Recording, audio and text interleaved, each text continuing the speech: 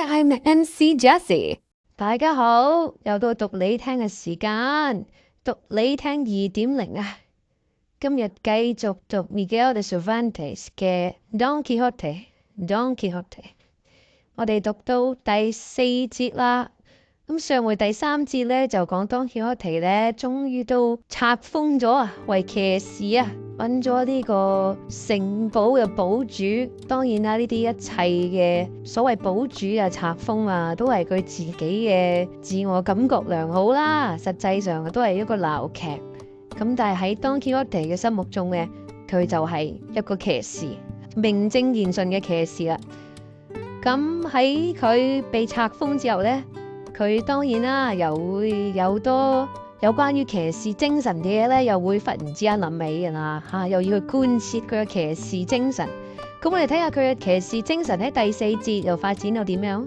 跟住我哋交俾 Costa 同大家讀嚟聽。Chapter 4 of what happened to our knight when he left the inn. Day was dawning when Don Quixote quitted the inn, so happy, so gay, so exhilarated at finding himself now duped a knight, that his joy was like to burst his horse girths. However, recalling the advice of his host as to the requisites he ought to carry with him, especially that referring to money and shirts, he determined to go home and provide himself with all and also with a squire, for he reckoned upon securing a farm labourer, a neighbour of his, a poor man of a family, but very well qualified for the office of squire to a knight. With this object, he turned his horse's head towards his village, and Rocinante, thus reminded of his old quarters, stepped out so briskly that he hardly seemed to tread the earth. He had not gone far, when out of a thicket on his right there seemed to come feeble cries as of someone in distress, and the instant he heard them, he exclaimed, "Thanks be to heaven for the favour it accords me, that it so soon offers me an opportunity of fulfilling the obligation I have undertaken, and gathering the fruit of my ambition. These cries, no doubt, come from some man or woman in want of help, and needing my aid and protection." And wheeling, he turned Rocinante in the direction whence the cries seemed to proceed. He had gone but a few paces into the wood, when he saw a mare tied to an oak, and tied to another, and stripped from the waist upwards, a youth of about 15 years of age, from whom the cries came. Nor were they without cause, for a lusty farmer was flogging him with a belt, and follow up every blow with scoldings and commands, repeating, "Your mouth shut and your eyes open," while the youth made answer, "I won't do it again, master mine. By God's passion, I won't do it again, and I'll take more care of the flock another time." Seeing what was going on, Don Quixote said in an angry voice, "Discourteous knight, it ill becomes you to assail one who cannot defend himself. Mount your steed and take your lance, and I will make you know that you are behaving as a coward." The farmer, seeing before him this figure in full armour, brandishing a lance over his head, gave himself up for dead, and made answer meekly, "Sir knight, this youth that I am chastising is my servant, employed by me to watch a flock of sheep that I have hard by, and he is so careless that I lose one every day. And when I punish him for his carelessness and knavery, he says I do it out of niggardliness, to escape paying him the wages I owe him. And before God, and on my soul, he lies." "Lies before me, base clown," said Don Quixote. "By the sun that shines on us, I have a mind to run you through with this lance. Pay him at once without another word. If not, by the God that rules us, I will make an end of you, and annihilate you on the spot. Release him instantly." The farmer hung his head, and without a word untied his servant, of whom Don Quixote asked how much his master owed him. He replied 9 months at 7 reals a month. Don Quixote added it up, found that it came to 63 reals, and told the farmer to pay it down immediately, if he did not want to die for it. The trembling clown replied that as he lived and by the oath he had sworn, it was not so much, for there were to be taken into account and deducted 3 pairs of shoes he had given him, and a real for 2 blood-lettings when he was sick. "All that is very well," said Don Quixote, "but let the shoes and blood-lettings stand as a set-off against the blows you have given him without any cause. For if he spoiled the leather of the shoes you paid for, you have damaged that of his body. And if the barber took blood from him when he was sick, you have drawn it when he was sound. and so on that score he owes you nothing. The difficulty is, Sir Knight, that I have no money here. Let Andres come home with me, and I will pay him all, real by real. I go with him, said the youth. Nay, God forbid. No, Signor, not for the world. For once alone with me, he would ray me like a Saint Bartholomew. He will do nothing of the kind, said Don Quixote. I have only to command, and he will obey me. And as he was sworn to me by the order of knighthood, which he has received, I leave him free, and I guarantee the payment. Consider what you are saying, Signor, said the youth. This master of mine is not a knight, nor has he received any order of knighthood, for he is Juan Haldudo the Rich of Quintana. That matters little, replied Don Quixote. There may be Haldudo's knights. Moreover, everyone is the son of his works. That is true, said Andres. But this master of mine, of what works is he the son, when he refuses me the wages of my sweat and labor? I do not refuse, brother Andres, said the farmer. Be good enough to come along with me, and I swear by all the orders of knighthood there are in the world to pay you as I have agreed, real by real, and perfumed. For the perfumery I excuse you, said Don Quixote. Give it to him in reals, and I shall be satisfied. And see that you do as you have sworn. If not, by the same oath I swear to come back and hunt you out and punish you. And I shall find you though you should lie closer than a lizard. And if you desire to know who it is lays this command upon you, that you be more firmly bound to obey it, know that I am the valorous Don Quixote of La Mancha, the undoer of wrongs and injustices. And so God be with you, and keep in mind what you have promised and sworn under those penalties that have been already declared to you.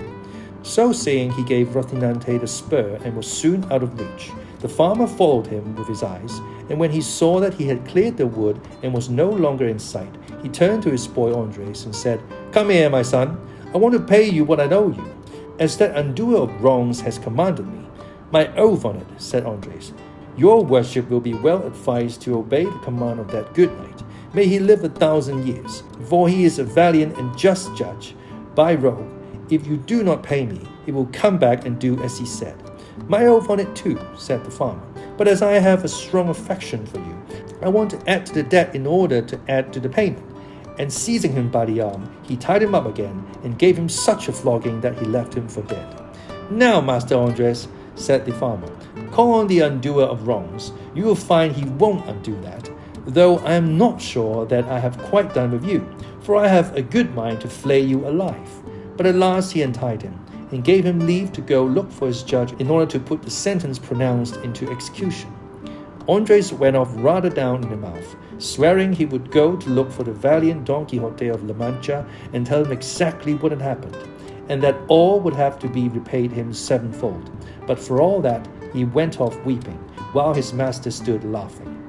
Thus did the valiant Don Quixote right that wrong, and thoroughly satisfied with what had taken place, as he considered he had made a very happy and noble beginning with his knighthood. He took the road towards his village in perfect self-content, saying in a low voice, Well mayest thou this day call thyself fortunate above all earth, O Dulcinea del Toboso, fairest of the fair, since it has fallen to thy lot to hold subject and submissive to thy full will and pleasure a knight so renowned as is and will be Don Quixote of La Mancha, who, as all the world knows, yesterday received the order of knighthood, and have today righted the greatest wrong and grievance that ever injustice conceived and cruelty perpetrated, who have today plucked the rod from the hand of yonder ruthless oppressor, so wantonly lashing that tender child. He now came to a road branching in 4 directions. Immediately, he was reminded of those crossroads where knights errant used to stop to consider which road they should take. In imitation of them, he halted for a while, and after having deeply considered it, he gave Rocinante his head, submitting his own will to that of his hack, who followed out his first intention, which was to make straight for his own stable. After he had gone about 2 miles, Don Quixote perceived a large party of people who, as afterwards appeared, were some Toledo traders, on their way to buy silk at Murcia. There were 6 of them coming along under their sunshades, with 4 servants mounted and 3 muleteers on foot. Scarcely had Don Quixote descried them when the fancy possessed him that this must be some new adventure, and to help him to imitate as far as he could those passages he had read of his books. Here seemed to come one made on purpose, which he resolved to attempt. So, with a lofty bearing and determination, he fixed himself firmly in his stirrups, got his lance ready, brought his buckler before his breast, and planting himself in the middle of the road, stood waiting the approach of these knights-errant, for such he now considered and held them to be. And when they had come near enough to see and hear, he exclaimed with a haughty gesture, "All the world stand, unless all the world confess that in all the world there is no maiden fairer than the Empress of La Mancha, the peerless Dulcinea del Toboso." The traders halted at the sound of this language and the sight of the strange figure that uttered it, and from both figure and language at once guessed the craze of their owner. They wished, however, to learn quietly what was the object of this confession that was demanded of them, and one of them, who was rather fond of a joke and was very sharp-witted, said to him, "Sir Knight, we do not know who this good lady is that you speak of. Show her to us, for, if she be of such beauty as you suggest, with all our hearts and without any pressure, we will confess the truth that is, on your part, required of us." "If I were to show her to you," replied Don Quixote, "what merit would you have in confessing a truth so manifest? The essential point is that without seeing her, you must believe, confess, affirm, swear, and defend it, else ye have to do with me in battle, ill-conditioned, arrogant rabble that ye are, and come ye on, one by one as the order of knighthood requires, or altogether as is the custom and vile usage of your breed. Here do I bide and wait you, relying on the justice of the cause I maintain."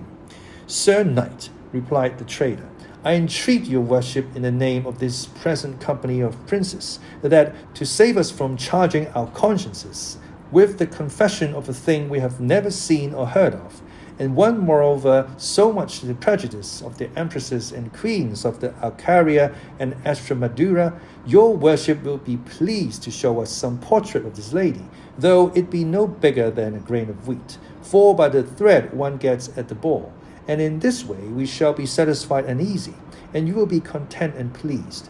Nay, I believe we are already so far agreed with you that, even though her portrait should show her blind of one eye, and distilling vermilion and sulphur from the other, we would nevertheless, to gratify your worship, say all in her favour that you desire." "She distills nothing of the kind, vile rabble," said Don Quixote, burning with rage. "Nothing of the kind, I say, only ambergris and civet in cotton. Nor is she one-eyed or humpbacked, but straighter than a Guadarrama spindle. But ye must pay for the blasphemy ye have uttered against beauty like that of my lady." And so saying, he charged with levelled lance against the one who had spoken with such fury and fierceness that, if luck had not contrived that Rocinante should stumble midway and come down, it would have gone hard with the rash trader. Down went Rocinante, and over went his master, rolling along the ground for some distance.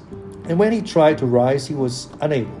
So encumbered was he with lance, buckler, spurs, helmet, and the weight of his old armour. And all the while he was struggling to get up, he kept saying, "Fly not, cowards and caitiffs!